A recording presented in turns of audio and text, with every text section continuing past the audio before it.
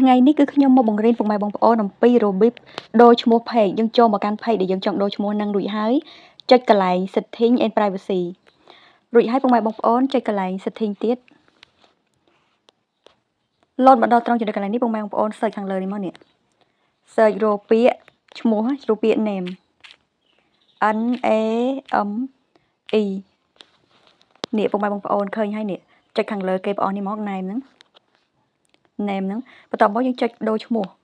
ពុកម៉ែបងប្អូនលុបឈ្មោះនឹងចេញរួចហើយយើងបំពេញឈ្មោះដែលយើងចង់ដាក់ពុកម៉ែបងប្អូនស្រឡាញ់ឈ្មោះអីដាក់ឈ្មោះហ្នឹងខ្ញុំបំពេញឈ្មោះរួចហើយបន្ទាប់មកគឺខ្ញុំចុចខាងក្រោម QQ នេះពុកម៉ែបងប្អូន review change នេះបន្ទាប់មកចុចពាក្យខាងក្រោមនេះទៀតពុកម៉ែបងប្អូនពាក្យ submit for approval page របស់ខ្ញុំដូរឈ្មោះបានហើយពុកម៉ែបងប្អូននេះ